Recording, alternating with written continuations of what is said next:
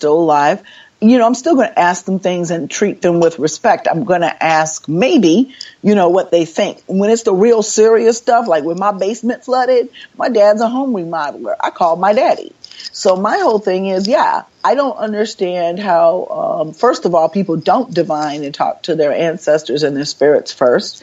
And then, it seems that a lot of people just want to hightail it into things that their ancestors have really no spot in, and so that creates problems for the person who initiates, because there is a path for them and there's a right place for them that's going to resonate with them, and the same paths that everybody else is doing or what looks like is popular at the time may not necessarily be what's right for you. And I find a lot of people get disillusioned with magic. First of all, they don't believe it works. Well, you're doing it wrong.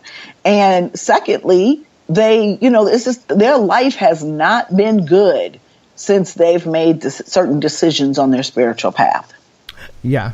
We get stuck in our own headspace sometimes, It's just like, there are things I would love to learn, but I know it's all in my head. It's what I actually want rather than what my spirits think are going to be good for me.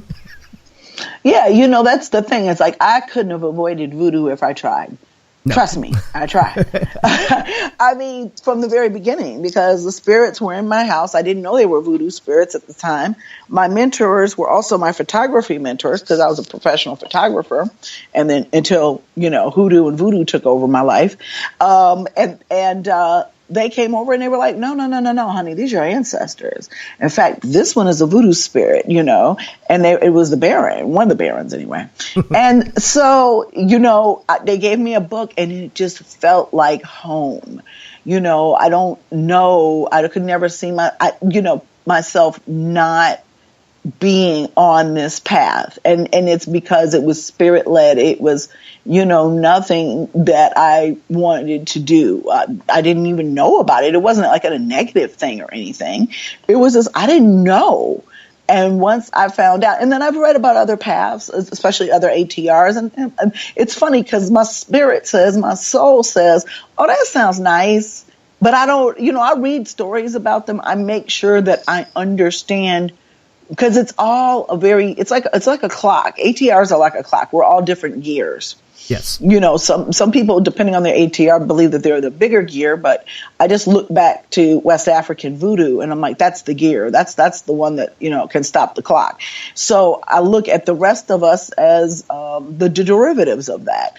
And, it's just, this is the one that I fit into. There's a lot of ATRs that have prohibitions on sexuality.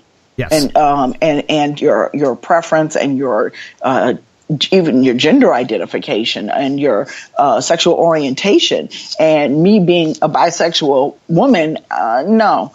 And then there's also, I think, for me, it's not for everybody, certain limitations and other practices on women.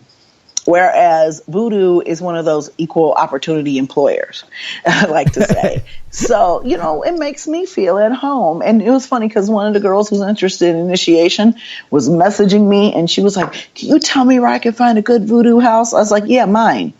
And she was just like, oh my God. And then she was like, it just feels like home and I know I need to do this. And I said, I understand, because that's the way it felt for me.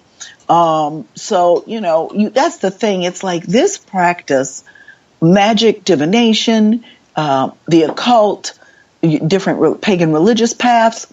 Number one is not for the weak of heart. Okay. Cause there be some shit that happens, lots of shit that happens. If you don't want spirits walking around your house and, making their presence really, really known, this may not be the life for you.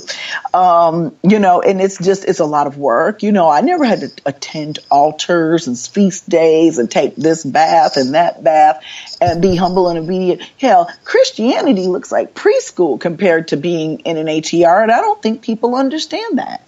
It's a lot of dedication. It's a lot of work. I mean, people don't realize how much time, effort, and money, that we continually invest in our spiritual beings, in our altars, in serving the Loa or the Orisha. It's like, it all costs money, and it all comes out of our own pocket. and it all comes out of the love and the heart that we have for, these traditions. Yeah. Well, the lovely thing is if you do have an EIN number and you got a legitimate business, some of these supplies and, initiation fees could possibly be covered. Contact your tax advisor because, I also did not intend for this business to blow up like it did. It was my little Etsy store. And between August 2016 and August 2017, I've shipped over 1,000 orders.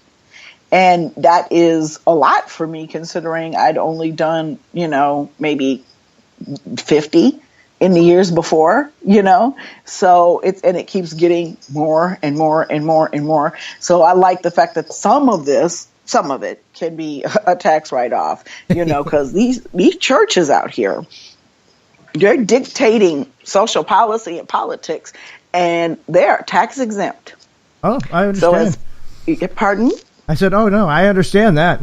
Yeah. And, I encourage everybody who is a pagan, who has some type of, even if it's a divination business, get you a universal light church ordination and get yourself, the appropriate legal tax shelters because, it's really kind of crazy how these churches are not taxed, but yet we are. And we are spending a lot of money and a lot of time on this work.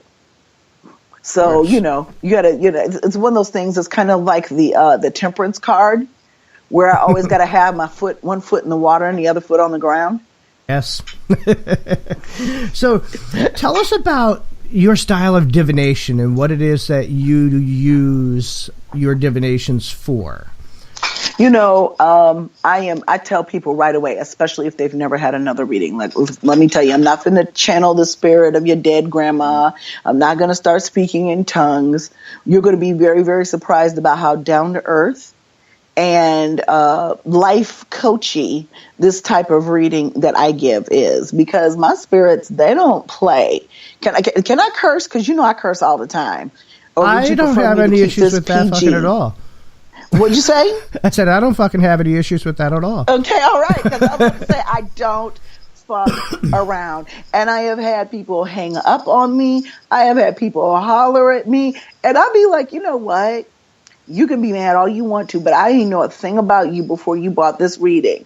And I am reading you for filth because your ancestors are sitting here telling all your goddamn business. So either you're going to sit here and figure out a way, because some people predict the future with their cards. Yes. I've actually watched Dr. Kaeli at the Voodoo store. I've seen him do that. That's not my reading style.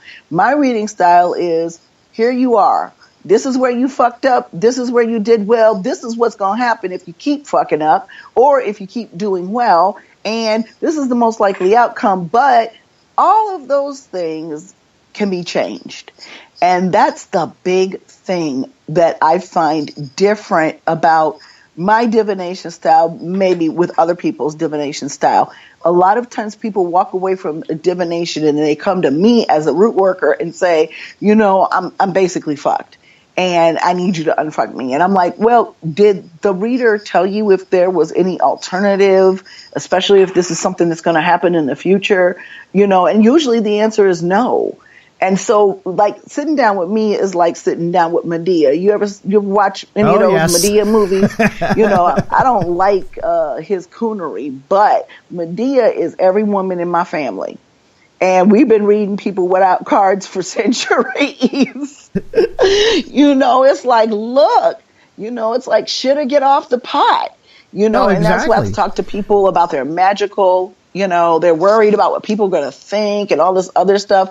And a lot of times people come to me, they think they've been hexed or cursed, and really they're just messing themselves up. Yes, that I'll agree with, because, a lot of people create their own crap. They create their own problems, situations. They dig themselves deeper into a hole. And yes. It's important that people understand that you do have different types and styles of readers. And I'm not putting any, fortune teller or reader down. You have those that are very good and very gifted at foretelling things that are going to come. And then you have spiritual readers and advisors that work with you to help change your life, make your life better, lift you up, give you whatever, I'll call it prescriptions, that you may need, whether it be things to change in your life, how to act differently, whether you have to go for therapy courses, whether you have to see a counselor, whether you need to do spiritual baths if it's on a particular path.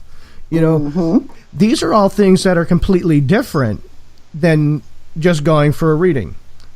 Right. And I think that people don't know that. They don't understand that. It's like, wait a minute, I want you to... I think sometimes, the people that get hostile and get upset is they came to me looking for someone else to blame. Yeah. Well, a lot of people also just want a quick answer, the quick fix. It's just like, hey, this is what's wrong, fix it. Right. And it's usually never that easy. It's, human lives are complex. Just everything that we do as a human being, even, if you've got a very small family, something that you do has a direct ripple effect on other people. And I think that a lot of people don't understand that. And not only that that what you do can have an impact on others, because there are people looking at you, especially if you have children. But also what I think that people are not looking at is that, the other people can have an effect on you. But the thing is at what point, like you said, I'm telling you, man, I have to say, like every other reading, have you seen a therapist? And they don't expect that from a reader. They expect me to give them a bunch of herbs and roots and kill a chicken and drag it over their body and be done. And that's really not how any of this works. No, I mean, sometimes that could be called for, but it's not the norm. Usually, no. It's not the norm. I find that a lot of people sometimes have an issue with accepting their roles in whatever problem they have. And, let's face it, a lot of people, we have issues sometimes seeing our own faults.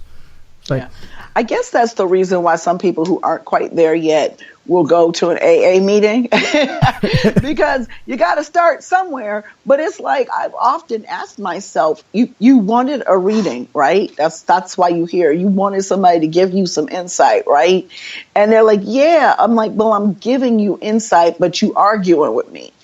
I mean, obviously you spent this kind of money because either you read, heard, or was told somewhere that I'm a competent diviner.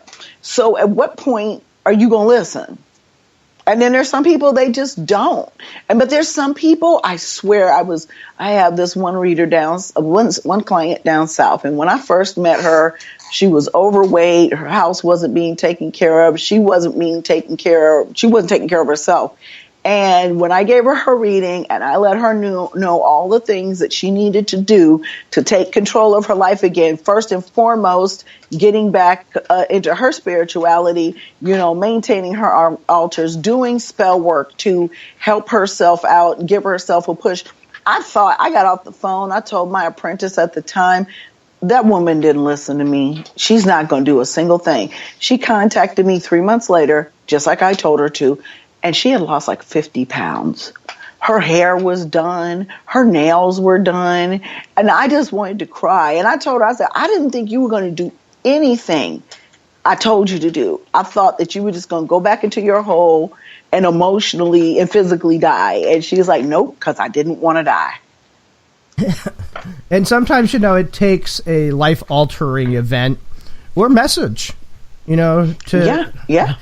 Shake the living crap out of somebody and say, hey, wake up. I had a client come to me on her 27th birthday and saying that she wasn't married and had children by 30, she was going to kill herself. And I was reading in Baltimore at the time, visiting a shop there. I cursed that girl full the fuck out. I was just like, let me tell you something, little girl. And I went in on her. And then after I went in on her, I told her everything she needed to do to get her life right. 3 months later, she writes me a letter and tells me how that reading saved her life. So that's why I love hearing stories like that. Those few, and I'll say few because, you can't help everybody, but those very few that, stand up, come back to you and say, hey, what you did made a difference and you changed me. And it's not about